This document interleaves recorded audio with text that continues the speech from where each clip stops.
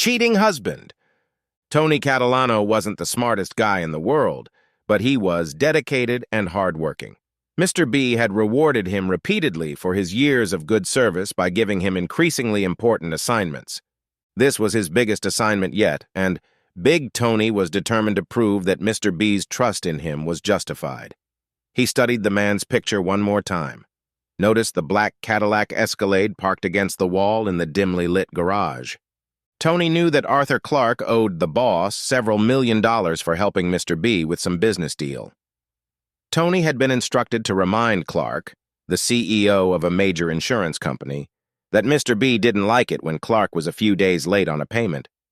Give him a big Tony growl, then threaten to shoot him in the knees if you have to, but by no means shoot him. These businessmen are a bunch of wimps, and he'll probably start crying and begging you not to hurt him. Remind him to call me tomorrow morning to discuss the late fee, Mr. B instructed Tony. Big Tony had studied Arthur Clark for a while. He knew that Clark was a well-groomed, handsome man who kept himself well-maintained, had wavy brown hair and dark brown eyes. He drives a 2022 Escalade and is usually the last to leave the building, which means it will be just the two of them in the parking lot. The penultimate executive had left 10 minutes earlier. Tony watched from behind the column as the door to the parking garage opened. He had to admit that Clark had made an impression on him. The man walking to his car looked about 10 years younger than he did in his photograph. Tony, 6'3" and 116 pounds, headed toward the second man, approaching him as he approached his car. "Mr. B is not happy. You're late with the payment," Tony growled at the man who was looking at him incomprehensibly. "Who? I don't know anyone named Mr. B," the man stammered, eyes wide. "Rrr," Tony growled again, pulling a gun from the waistband of his pants. "Nice try, but unless you want to limp around for the rest of your life—" "Baba!" The day was warm and Tony was sweating profusely. His right hand was covered in sweat and he began to lose his grip on the gun, waving it in front of the man. He quickly grabbed it again, but in doing so, he accidentally pulled the trigger. There was an almost deafening rumble in the garage. Tony watched in horror as blood rushed from the man's crotch. The man screamed and fell backwards. He wasn't dead, but Tony didn't have much faith in his chances of survival as he saw the blood continue to flow. That wasn't part of the plan, and Tony's specialty wasn't thinking on the fly. Tony didn't see an easy way out. In his state of extreme tension, all he could think of was something he had once heard in a pirate movie. Dead men tell no tales. Given the circumstances, it seemed logical. He fired a second shot into the center, killing Clark, and walked away. Mr. B would not be happy about the mistake. Not being knowledgeable about cars, as he drove out of the garage, he failed to notice that the Escalade was a 2020, not a 2022. As Gary Finchel lay dying, his cell phone rang several times before going to voicemail. 10 minutes later, it rang again. The dental office of Dr. Alan Siegel and Dr. Victor Washington was crowded Friday when two men, soon to identify themselves as police officers, approached the receptionist and asked to see Dr. Washington. 10 minutes later, a confused, red-faced Dr. Washington was led out in handcuffs. Victor Washington waited for his attorney to get to the police station before he agreed to be questioned. "As I told you guys in my office, I barely knew Gary Finchel. He worked for the same company as my wife. I had met him at some of her office events like Christmas parties and 4th of July barbecues. I don't think I've said more than 100 words to this guy since Tracy came to work for him 4 years ago," Victor said stiffly. "What the hell is going on?" "You do know that Mr. Finchel was murdered last night, right?" the male officer asked. "Yeah. Tracy seemed pretty upset when she found out last night. I think she went home from work. I'm guessing she's home today, too," Victor said. The two police officers looked at each other and smiled. Victor and his attorney didn't miss that look. "Where are you going with this?" Victor's lawyer asked. "The guy got his balls shot off, and you don't think we're going to leave his mistress's cuckolded boyfriend out of this, do you?" said the policewoman. Victor Washington almost fell out of his chair. "Wait! Wait! Wait! Wait! What? What?" he screamed. "A cuckold! My wife! Lover!" You mean you didn't know your wife was having an affair with Gary Finchel and that you weren't the one who shot his balls off? I'm the Easter Bunny and she's the Tooth Fairy, said the policeman. You've already admitted that you have no alibi for the time of the murder, and you clearly have a motive, pal. Victor slumped in his seat. His lawyer whispered something in his ear. No, seriously. I didn't know, Victor said quietly. He stared dumbly at the two policemen. I didn't know, he said toward them. How did you guys know? The officers looked at each other again, but said nothing. You shot his balls off, Dr. Washington. We got it, the male police officer said. How did you know my wife was having an affair with Finchel? The dentist asked again. Your wife left 2 messages on his cell phone about meeting him around the time of the crime. She admitted to the affair when we pressed her hard. Lying in his jail bunk that night, Victor had plenty of time to think about his situation. The police hadn't charged him yet, but they had 48 hours before he was due to be released. Victor was a smart man and knew that he should be worried about being charged with the murder of another, but the news that his wife had cheated on him more than overrode his worries about the murder charge. He and Tracy had been married for 26 years and had 2 grown children. Until a few hours ago, Victor had thought that he and Tracy were going hand in hand. But now... How long had this affair lasted? Victor wondered. Why had it started? How could he have missed it? On Sunday night, Victor was formally charged with murder and denied bail as a flight risk. He noted to himself that his wife hadn't tried to contact him since his arrest. Did she also think he had killed her lover? Victor thought back to Wednesday evening. As had been the custom for the past year, Tracy was supposedly going to dinner and conversation with her best friend, Laura. Victor had never thought about it before because he trusted his wife. As usual, she got home around 8, but for some reason she seemed agitated and didn't hesitate to let him know it. I didn't see any dishes in the sink. Say, did you have Pop-Tarts for dinner again? For God's sake, Vic, you're not an invalid. I know you can cook, she hissed at him. Maybe I don't want to cook when I'm alone.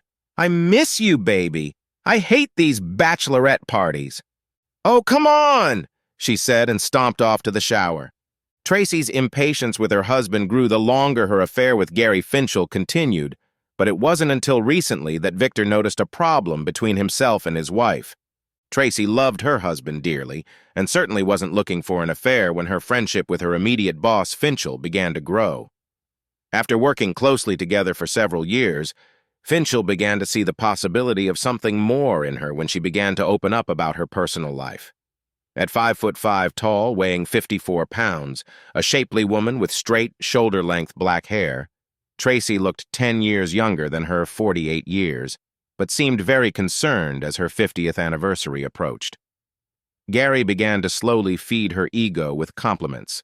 Not that her husband didn't give her compliments, but Tracy seemed particularly pleased with those coming from another man. Finchel, married and with 2 children of his own, was very careful in his seduction of Tracy, and it was almost a year before he slept with the other man's wife. Finchel was new to her, and the affair seemed very savory. Tracy and her partner usually met for love once or twice a week. Several times a week they met for lunch, and spent a lot of time in each other's company. Virtually everyone who worked in the office knew about their affair, including Arthur Clark. Victor instructed his attorney to do a financial check on Monday morning because he no longer trusted his wife. His children visited him in detention that morning and told him that the tabloids were making a big deal out of it. Cheating hubby shot nuts off wife's lover, read the headline on one of the papers his son Jared showed him, clearly implying that the dead man's intimate body parts had been shot off. Well, I have to give the headline writer credit for at least being a smart bastard, Victor said quietly. Not funny, Dad. You're in a lot of trouble here, and you're being smart, his daughter Dee whimpered. I'm sure it'll all work out, baby. I didn't kill him. I swear, Victor told his children. Mommy seems to think you did. We spent the night at the house, and she spent most of the time with us calling you a murdering bastard. Said you couldn't accept that her boyfriend was a better man, a better lover, Jared said. I finally told her to shut up. Jared grinned, glaring at his father. He knew that under normal circumstances, Victor wouldn't have tolerated his son using abusive words toward his wife, but these were beyond normal circumstances. Victor grinned in response, causing Jared to breathe a sigh of relief. "I appreciate you defending me," Victor said.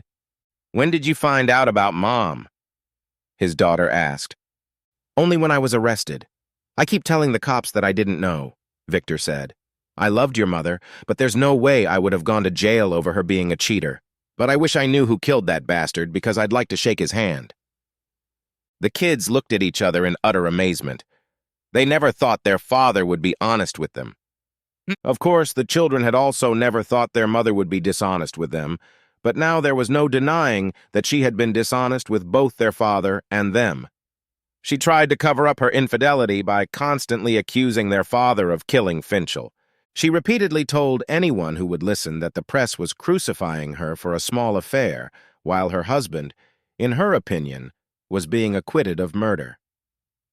"Yes, I slept with another man, but your father killed another man. All the damn press cares about is the sexual aspect," she complained to her children. "Well, if your father did kill a man, it's because you made love to him. It's all about cheating," Jared snapped at her. When state police found a 9mm handgun with the decomposed remains of a large man upstate a few months later, they were immediately suspicious. 2 days afterward, ballistics testing of the gun showed a match to a high-profile case from this spring, a case the media dubbed Cheating Husband. It's not every day that a cuckolded husband shoots the balls off his wife's lover. The remains were identified as those of Tony Big Tony Catalano, a low-level mafia member of George Barrel's gang. After extensive double-checking, state and local police were unable to find any connection between Catalano and the man jailed for the murder of Gary Finchel, Dr. Victor Washington. The connection to the jilted husband case stirred the media again, and they joined the police in trying to find a connection between the mob and the insurance company. The police won the race, conclusively determining that Arthur Clark was the link, but it took a sharp-eyed video technician at one of the city's news stations to piece it all together. Robbie Comstock of KRNT News was looking at photos of the main players in both cases when he noticed the close physical resemblance between Gary Finchel and his boss Clark. He then remembered that both men drove black Escalades, with Finchel's car being 2 years older. "What if Big Tony shot Finchel by accident, mistaking him for Clark?" Comstock asked the 2 investigating officers in an off-the-record meeting. "What if Finchel getting his balls shot off turned out to be just an odd coincidence?" Further investigation led police to believe the video technician's theory. Several insurance company employees noted that the office joked as if Finchel's grooming and choice of car were clearly disliked by his boss. George Barrel was not very pleased with Big Tony when he informed him that evening that his assignment had gone south and Clark was dead. The mob boss had always tried very hard to keep his legendary bad temper in check, but it didn't always succeed in his business. "I told you not to shoot, you fucking idiot! What didn't you understand?" Barrel bellowed at the cowardly man. "You shot him twice and killed him!" "I screwed up big time, Mr. B. I'm really, really sorry," Tony said remorsefully. "The gun started to slip out of my hand. I intercepted it, and it went off. He was bleeding badly, and I knew he was going to die, and I thought if I just left him there, he might talk. So I finished him off." Barrel thought for a few seconds before answering. "Have Andrew take you to our house on East 9th and sit with you for a few days until we figure out how to get you out of town for a while. He'll keep you out of sight and feed you well," Barrel said. "Thank you, Mr. B. I really appreciate it. I'm really sorry about what happened." "All right, move along, Tony," Barrel said, clapping the large man on the shoulder and leading him toward the door. Tony's fate was sealed when it was revealed that the victim was not Arthur Clark, but one of his employees. Clark had left the office for a doctor's appointment earlier that day. "This may not be the worst thing that could happen," Barrel told his chief assistant, Frankie Donatello. "It'll definitely show Mr. Clark that we're not to be trifled with. But damn it, I always liked Tony, that big, dumb goofball. You know what needs to be done." Donatello nodded and left the room. After Finchel's murder, Tracy's life went down the drain. She hadn't realized that her husband knew anything about her affair, and she was completely shocked that her gentle, loving spouse could kill another man. She suddenly knew real fear, but was comforted by the fact that he had been arrested by the police and was being held without bail. While her children were shocked by Tracy's infidelity, she played up their father's murder of their lover to divert attention from the infidelity issue. It would have worked better if it hadn't been for the media digging up a story about a cuckold husband killing his wife's lover, making it fit for the front pages. "Hell, you'd think I was the first woman in town to leave her husband," Tracy whined to her coworker Liz over lunch one day about 2 weeks after the murder. "If you believe the damn press, I'm the second coming of the harlot of Babylon." "Well, you have to admit, it's not exactly usual for your jealous husband to shoot your lover's balls off and kill him," Liz said with a giggle, a look on Tracy's face. "I'm sorry," she muttered quickly.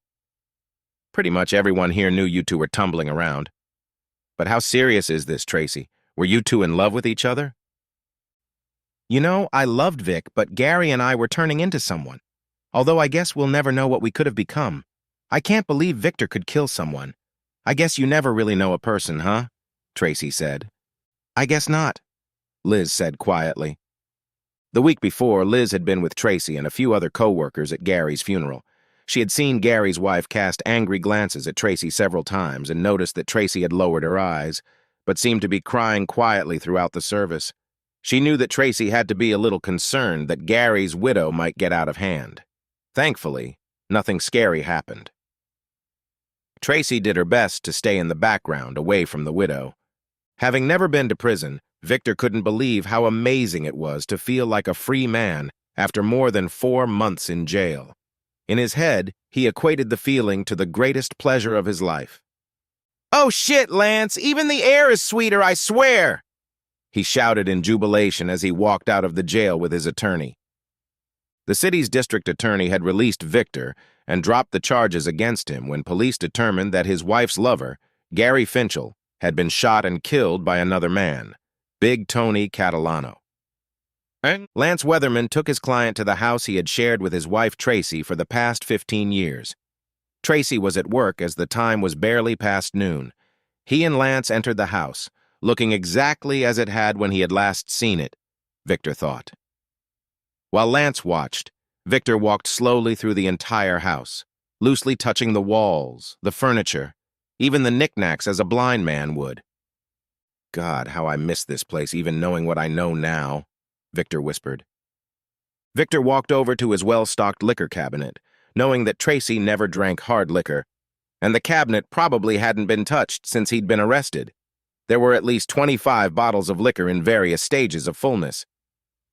The holiday calls for single malt," Victor said enthusiastically, pulling out a half-full bottle of 12-year-old Glenmorangie and pouring shots for Lance and himself. "Thanks for your help, Lance, and thanks for being there for me when things were at rock bottom," he said. "I know it wasn't just for the paycheck." He and Lance sipped their shot glasses in silence.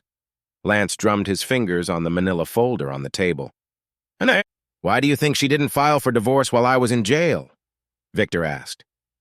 "At first, probably because there was so much crap going on, especially with the media hype and everything. Then she probably just figured you'd make it out of jail on your own," Lance replied. "The kid said that she was convinced that I killed her lover and that she hated me for it.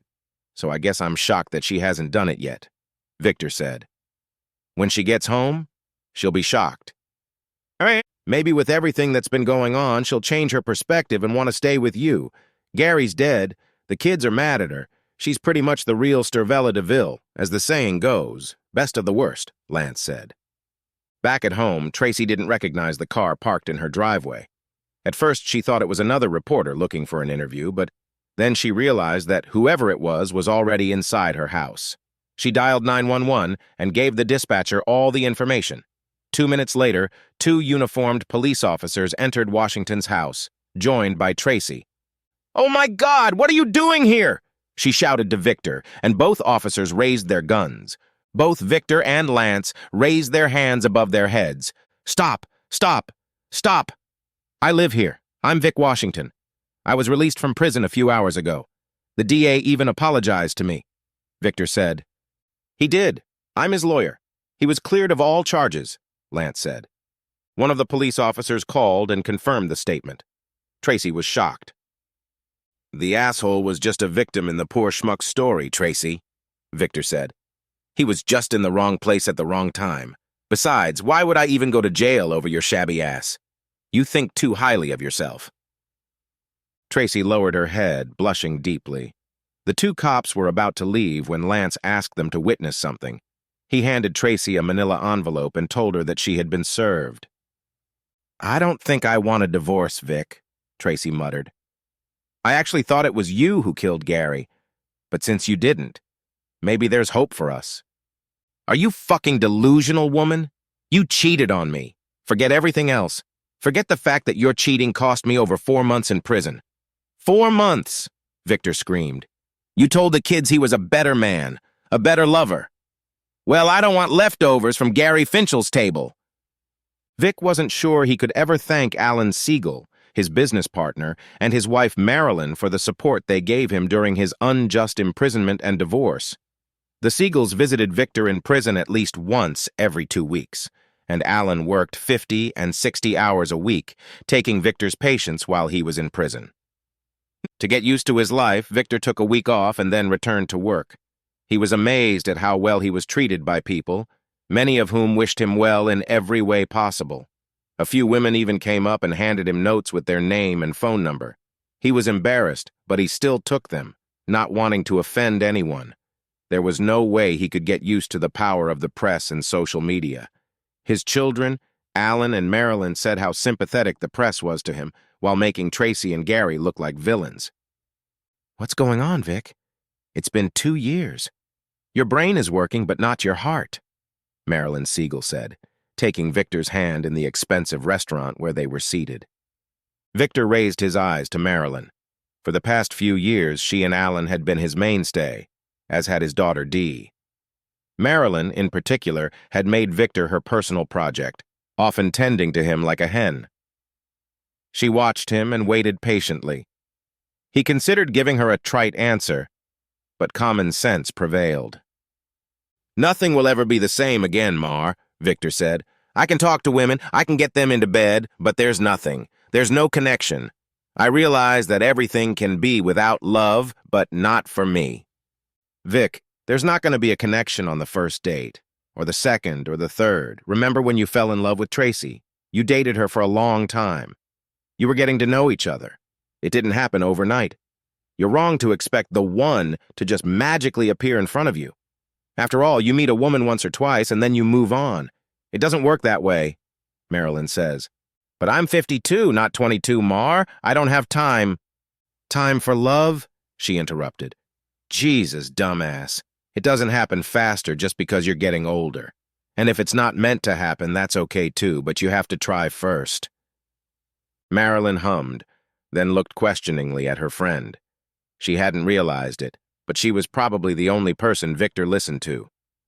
Coincidentally, Marilyn and Alan had started having small get-togethers at their home every few months, and always managed to find a few single women to attend with Victor. Victor wasn't stupid enough not to realize what Marilyn was doing, and remarked to Alan that Marilyn had very good taste in women. You better watch it, buddy, because if she ever leaves you, she'll have a whole slew of beautiful women to choose from, Victor said. Don't think I didn't notice that, his friend said. When Victor did notice her, she was reaching up to light one of the 4 mosquito torches from around the edges of the Siegels' expansive veranda. Truth be told, he noticed her ass in her tight jeans and the large patch of smooth skin on her back as her top lifted as she reached up. When she turned around, he stood silent, a smile playing on his lips until he realized she was looking right at him. Was all that came out of his confused, stupefied brain. The woman in front of him was probably not an inch taller than 1.5 meters and heavier than 45 kilograms, but half of that weight, Victor noted, was on her breasts. When her arms were lowered along her body, he could see about 7.5 centimeters of toned core muscles beneath her impressive breasts. I get told that a lot, she said confidently. Eh? Vic's brain finally caught up with his ears. He finally looked at the woman's face and realized she was an Asian American woman, with large eyes and straight, shoulder-length black hair. She saw recognition finally dawn on his face. Didn't... had... I'm kidding. I'm kidding, the woman said. You're not the first person to take a long time to realize that I'm Asian. It usually takes a while for men to look me in the face. No. I'm not like that at all, Vic protested, a little too loudly as several people turned toward the couple. She motioned with her hands for him to lower his voice. He blushed profusely. Dr. Vic Washington, he said, extending his hand for a handshake. I'm Al's business partner. I have been for a long time. Yes, thanks to the news, I know who you are, the woman said, catching Vic's grimace. I'm Lainey Brand, Marilyn's friend, mostly. I didn't mean to offend you with my comment about the news. I guess it's about the same for you as it is for guys not to make eye contact with me when they talk to me. Fair enough, Vic replied. How about we have a drink and then I talk to you, looking you in the face, and you can pretend like you don't think I'm a pathetic sucker made a fool of by my wife in front of the whole country. It was the woman's turn to cluck her tongue as she realized that she must have been as obvious as Vic was as he stared at her large breasts. Okay, she said, giving him a shy smile. They talked for the next hour until Victor realized that he had monopolized the woman. He apologized for his social awkwardness and said he'd let her mingle with the other guests. She, however, told him that she enjoyed his company, after which they separated and began socializing with others, though Victor kept a sneaky eye on her for the rest of the evening. You know, if you keep looking over your shoulder to follow her, you're going to get a neck ache, Alan told him at one point. Why don't we switch places so you can look at her over my shoulder? That would be much more comfortable. Yeah, Vic muttered. I thought I was being so cool, so sneaky. Just so you know, buddy, drooling isn't cool or sneaky. What do you want to know? According to Alan, Lainey is 3 years younger than Vic. She's a longtime friend of Marilyn's and works as a reference librarian. Her 20-year marriage broke up when she caught her husband cheating with a coworker. For the past few years, she's been single. How can a woman with her looks stay single for so long? Vic asked. Is she a diva or something? Wow. From what Mar says, she's just peachy, Alan said. But she's a picky girl. Doesn't think it's a good idea to get married a second time, especially if it's to the wrong guy. Got it. Lainey and Vic didn't talk again for the rest of the evening, and she slipped away without giving Vic her phone number. But he wasn't worried because he knew Marilyn had it. Vic waited 2 days before calling Marilyn. He didn't need to tell her why he was calling. You, sir, have amazing restraint, Marilyn said, instead of starting with the usual pleasantries. Or you're an idiot. Vic was somewhat taken aback. Marilyn rarely swore and almost never this loud. I was trying to be cool, not look desperate, Victor said. Did you really greet her with the word, Marilyn scoffed. Then why would you bother looking cool in front of her? You ruined everything with one little 2-letter word, or maybe it was the spit. Victor was glad Marilyn couldn't see how much he was blushing. So are you going to call her right now? Or do you want to spend 2 days discussing the right and wrong way to do it? Marilyn asked. You're a master debater. We all know that, Marilyn giggled. Always a funny joke, Mar, said Vic. Can you give me her number now? Sure, but remember what I told you before about building relationships, not waiting for them to come to you, Marilyn said. The very next day, Victor took Lainey out to dinner and then to a movie the following Friday. He took her to a very upscale restaurant and then let her pick out the movie herself. Hey, so are you trying to buy favor with this restaurant? Lainey asked. Did Mar tell you that I'm a quarter Russian? No. Honestly, I didn't know that, Victor replied. I just didn't want to take an Asian woman to a Chinese, Japanese, or Korean restaurant. Well, I'm 3/4 Chinese, but it's from the other quarter that I got this, she said, standing up to her full height and wiggling her breasts gently. I know. When you think of a Chinese girl, you think of a gymnast, right? And definitely not a size 5. Victor blushed, though he didn't know exactly why. He guessed that he wasn't used to a big-breasted woman talking so openly about her gifts. When he looked up from the table, she was looking directly at him with a slight smirk. I'm sorry. I can be a little blunt. Didn't Marilyn warn you? Actually, no. And even though I'm sure she always makes sure there are a couple of single women at every meeting, she never tells me anything about them. Says I have to do a little work on my own." Lainey laughed merrily. As the relationship progressed, Victor discovered that Lainey has no problem laughing heartily when she's having fun. "That's my girl!" Lainey enthused. Vic also learned that Lainey wasn't shy about crying when she was in a mood, such as at the end of a movie she'd chosen. Apparently, her father died of cancer, as did the father of the lead singer in the movie. Victor was unaware of this until Lainey later brought him up to speed when the couple went to a restaurant to order a late dessert and have coffee. Victor waited 2 days to call Lainey to set up another date. She willingly agreed to the following weekend. At the end of the 5th date, the couple ended up in Victor's bed. About a month later, Marilyn went out to dinner with Lainey.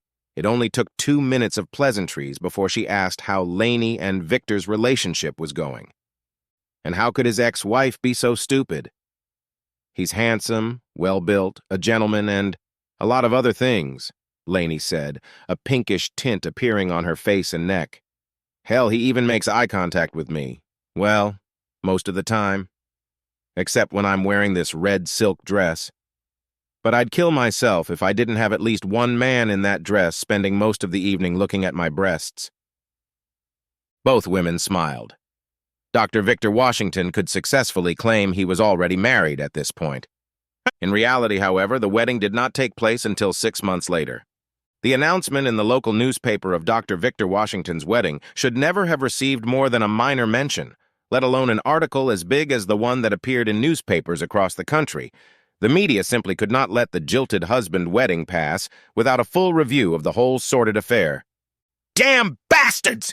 yelled George Barrel over the phone to Arthur Clark, hurling the newspaper across the room. Every time one of them does anything, there's another jilted husband article in the papers, and then the press starts trotting around again. "That cheating husband is still working for you, isn't he?" "Yeah," Clark replied, not realizing where this conversation was going. "Bury that fool," Barrel hissed. "Send her somewhere the press will never find her." 2 weeks later, a very disgruntled Tracy Washington was running the firm's 2-person office in Paducah, New York. The incessant press coverage made her unemployable anywhere else with a decent salary, and although she was doing okay financially after her divorce, no family or social life to speak of, work was all she had left. What Vic didn't expect was that when he arrived to lead the reception on Monday morning, there would be a note from George Barrel lying in the middle of his desk. The note was sealed, and Vic didn't know who sent it until he read it. It was an invitation. If you could call it an invitation to ask Barrel to meet with the mob boss in his office for lunch that same day at noon. The note said the meeting would be for just the two of them. Vic had never met Barrel in person, but like many people, knew of the supposed connection between Barrel and the death of the man who had given him horns. He was perplexed as to why he had been summoned, but he certainly wasn't about to ignore the invitation. After a thorough search, Vic was ushered into Barrel's office by a man-mountain who didn't seem to be having a good day. He was led to a table off to the side, already set up with what appeared to be a sumptuous Italian lunch. Barrel introduced himself, shook the dentist's hand, and invited him to sit down. "It's just us here, and this office is bugged daily so we can both speak freely," Barrel said. "I owe you an apology of sorts. As I'm sure you know, I was the one who changed the course of your life. It was a mistake of monumental proportions.